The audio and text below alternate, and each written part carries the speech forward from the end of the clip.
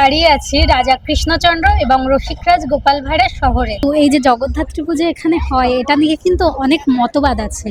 এদিক দিয়ে গিয়ে রাজবাড়ির মধ্যে প্রবেশ করতে হবে। আমরা সবকিছু ঘুরে দেখলাম, এখানে দেবী দর্শন করলাম। চারিদিকে যে জিনিসগুলো আছে সেগুলি কিন্তু রাজা কৃষ্ণচন্দ্রের আমলে কিন্তু ব্যবহৃত হতো। এই কৃষ্ণনগর রাজবাড়িটি কিন্তু বিশাল বড় এলাকা জুড়ে রয়েছে। এখন রাজবাড়িতে কিরকম কি ভিড় রয়েছে সেটা আপনাদেরকে একবার দেখাতে চাই, দেখুন। এখানে কিন্তু রাজা কৃষ্ণচন্দ্রের যারা উত্তরসূরি আছেন তারা কিন্তু এখানে এখনো থাকেন।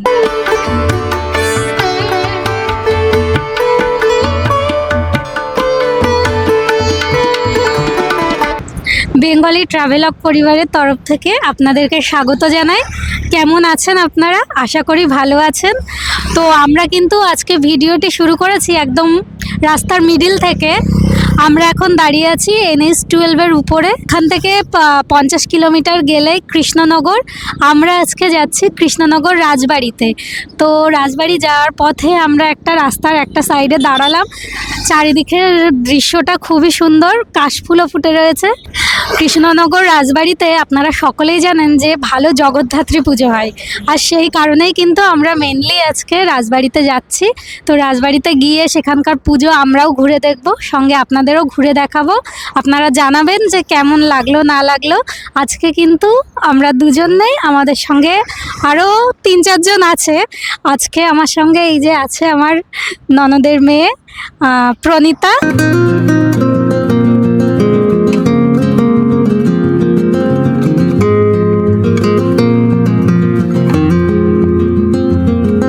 এখনো অবধি আমরা পৌঁছাতে পারিনি আমাদের যেখানে যাওয়ার কথা, তবে এইখানে আমরা যেখানে দাঁড়িয়ে আছি এখন, জায়গাটা এত অপরূপ সুন্দর, মানে চারিপাশটা দেখলে বোঝা যাবে। এখানে আমার হাতে একটা কাশফুল আছে, আরও কাশফুল তোলা হয়েছে, চারিপাশে কাশফুল, তারপর ধানের ক্ষেত, আশেপাশে পুরো গাছপালায় ভরা, মানে দেখবার মতন, দাঁড়ালেই বোঝা যাবে। আজকে কিন্তু আমরা ওদের গাড়িতে করেই যাচ্ছি, প্রাইভেট কারে করে।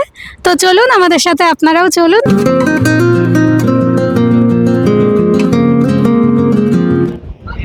এখন বাজে ঘড়িতে 2:45। আপনারা তো জানেন যে আমরা আজকে কৃষ্ণনগর রাজবাড়িতে যাচ্ছি।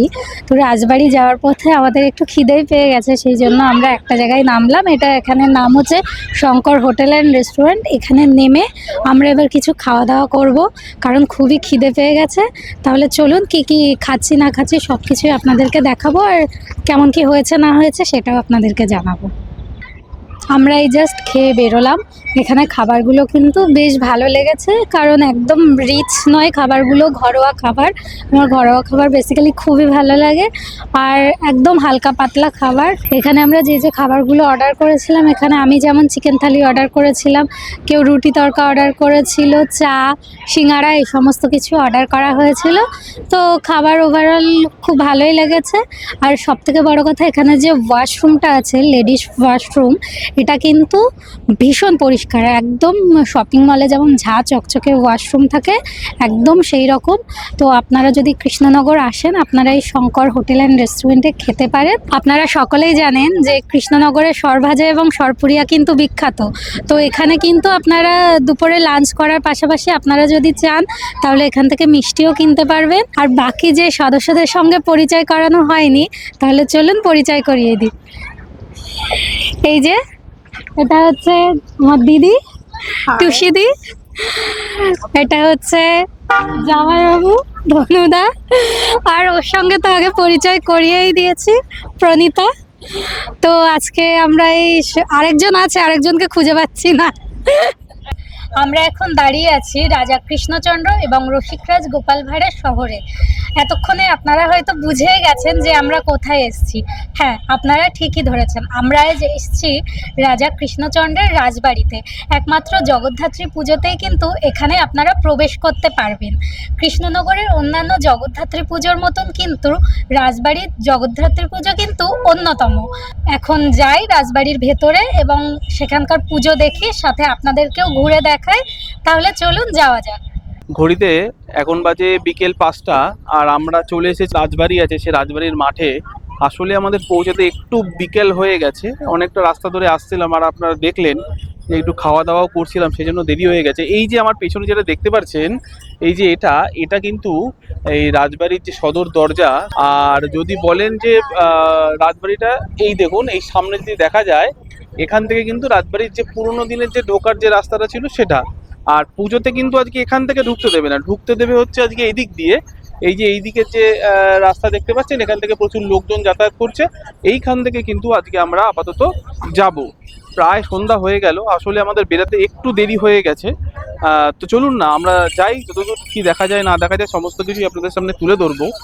আর বাকি যতটা সম্ভব ভালো ভিডিও করে আপনাদের সামনে উপস্থাপনা করার চেষ্টা করব। এইদিকে দেখুন সূর্যটা অস্ত যাচ্ছে, অসাধারণ সুন্দর আকাশের রং। আর খুবই সুন্দর লাগছে। এখানে মেলা বসেছে, ওই দিকটা তো অনেক বড় মেলা রয়েছে, প্রচুর মানুষজন এসেছেন। ঠিক আছে, এই পুজো উপলক্ষে এখানে কিন্তু প্রচুর মানুষের সমাগম হয় এবং বেশ ভিড় হয়। আর আমি যেটুকুনি খবর পেয়েছি যে এই পুজোর সময় কিন্তু এই রাজবাড়িতে কিন্তু সর্বসাধারণের জন্য খুলে দেওয়া হয়। সেই জন্যই আজকে আমরা এখানে এসেছি, এই পুজোটা এক্সপ্লোর করব এবং আপনাদের সামনেও এটাকে তুলে ধরবো। তাহলে চলুন আর দেরি করব না, এগিয়ে যাওয়া যাক। এই যে দেখুন আমরা এই যে এই রাস্তা বরাবর আসলাম, এসে আমাদের কিন্তু এই যে এই দিক আছে, এই দিকে কিন্তু যেতে হবে। এই দিক দিয়ে গিয়ে রাজবাড়ির মধ্যে প্রবেশ করতে হবে। ভেতরেই হয়তো ভগবান রয়েছেন, সেটা আমরা দেখব। দেখে তারপর আবার এই যে এই রাস্তা আছে, এই রাস্তা দিয়ে এই দিক দিয়ে বেরিয়ে আসতে হবে।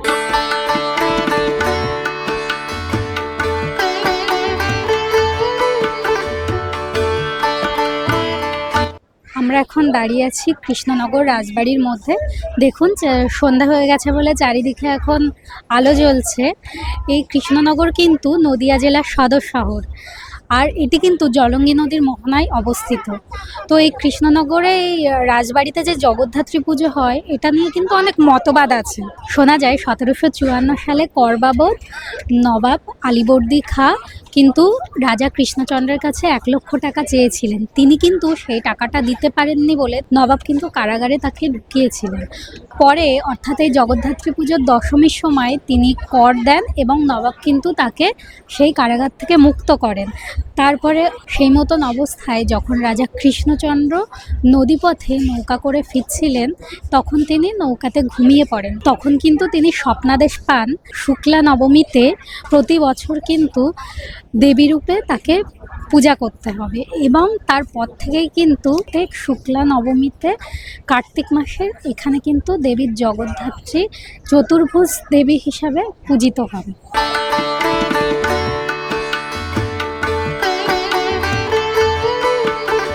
আচ্ছা, আমরা এখন আছি এই যে রাজবাড়ি আছে, রাজবাড়ির ঠিক অন্দরে। দেখুন একবার রাজবাড়ির ভেতরটা কতটা সুন্দর, দেখেছেন কত সুন্দর ঝাড়বাতি রয়েছে। আর এই যে রাজবাড়ির কারুকার্য যে এখানকার ঘরের, সেগুলো সত্যি দেখার মতো। আর এছাড়াও এখানে কিন্তু একটা ছোট্ট সংগ্রহশালা আছে, যেহেতু সাধারণ মানুষজন এই সময়টাতে আসেন ঠাকুরকে দেখার জন্য, এখানকার যে গৌরবময় ইতিহাস আছে সেগুলো জানার জন্য। সেই জন্য কিন্তু এখানে কিছু সংগ্রহশালার মতো করে রেখেছে, সেগুলো জনসাধারণের জন্য। তো আপনারা যদি এই সময়টাতে আসেন তাহলে কিন্তু এগুলো দেখতে পাবেন। দেখুন কি আছে, দেখুন সেই পুরোনো দিনের এখানে ইনাদের ব্যবহৃত সমস্ত জিনিসপত্র এখানে রয়েছে। আর বিভিন্ন রকমের রয়েছে এখানে প্রচুর, দেখেছেন। আর এইদিকেও রয়েছে এগুলো সমস্ত, যেগুলো এই যে কাচের মতো বাক্স দেখতে পাচ্ছেন, এগুলোতে সমস্ত কিছুতে কিন্তু এদের অ্যান্টিক যে জিনিসপত্র রয়েছে, যেগুলো আগেকার দিনে ওনারা ইউজ করতেন, সেগুলো কিন্তু এর মধ্যে রয়েছে। দেখুন এই দিকটা দেখুন,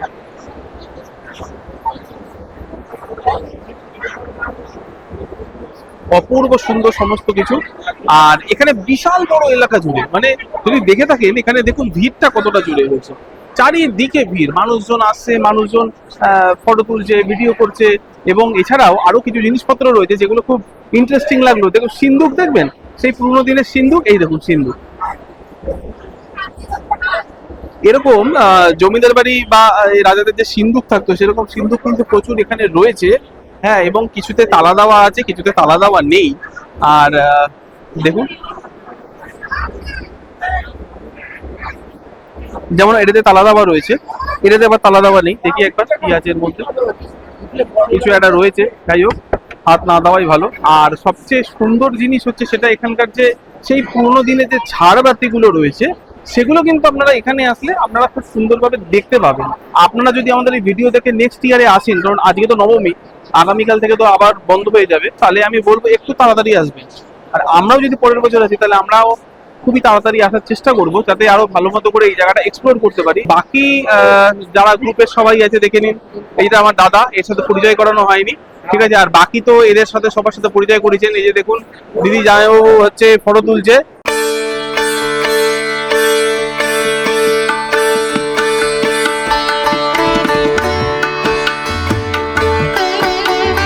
আমরা এখন দাঁড়িয়ে আছি কৃষ্ণনগর রাজবাড়ির মধ্যে। আমরা সবকিছু ঘুরে দেখলাম, এখানে দেবী দর্শন করলাম, সবকিছু করলাম। তো এবার আমরা আমাদের সঙ্গে আর বাকি যারা এসছে তাদের কেমন কি এক্সপিরিয়েন্স এখানে এসে হলো না হলো সেটা চলুন শুনে নেওয়া যাক। আমার তো খুবই ভালো লেগেছে। মানে এখানে আমি 2 বছর আগে একবার এসেছিলাম, কিন্তু তখন এখানে এত কিছু জমজমাট ছিল না। কিন্তু এখন এখানে এসে এত রাজবাড়িতে এই যে এত ঝাড়বাতি, তারপর মায়ের মুখটা এত সুন্দর করেছে, মানে দেখলে মনে হবে যে না তাকিয়ে দেখি কিছুক্ষণ। পুরো পরিবেশটাই এত সুন্দর। কিন্তু তবে এখানে প্রচুর ভিড়ভাট্টা আছে, যেটা স্বাভাবিক থাকা হবেই। তো কেউ যদি আসতে চায় তার কিছুক্ষণ হাতে সময় নিয়ে আসা উচিত, মানে তাড়াহুড়ো করে দেখাটা সম্ভব হবে না। আমার খুব ভালো লেগেছে। আমি ওর সাথে 2 বছর আগে এসেছিলাম, কিন্তু তখন এত কিছু ছিল না। এখন সবচেয়ে ভালো হচ্ছে, এখন আসলে রাজবাড়ির পুরনো সব যত মানে মিউজিয়াম করে দিয়েছে, যত সব কিছু পুরনো জিনিস সব বের করে দিয়েছে। সিন্দুক থেকে শুরু করে ওই রাধাকৃষ্ণের ছবি, তাদের সব কিছু পুরনো ঐতিহ্য সব বের করে দিয়েছে। এটা খুব ভালো লাগলো। কেমন লাগছে আজকে? অনেক ভালো লাগছে আমার। হ্যাঁ, খুব ভালো লাগছে। আচ্ছা, আপনারা কোথা থেকে এসেছেন? আমি সমুদ্রঘাট থেকে এসেছি। আচ্ছা, সেটা কোথায়? নবদ্বীপের 2 স্টেশন পরে সমুদ্রঘাট। আচ্ছা আচ্ছা আচ্ছা, আমি প্রথম শুনলাম আজকে নামটা। যাই হোক, কেমন লাগছে আপনাদের? খুব ভালো লাগছে। কখন এসেছেন আপনারা? আমরা সকালে এসেছি, আমার বোনের বাড়ি এখানে আছে, তো এখান থেকে এখানে আমরা এসেছি। আমরা এখনো কিন্তু কৃষ্ণনগর রাজবাড়ির মধ্যেই দাঁড়িয়ে আছি।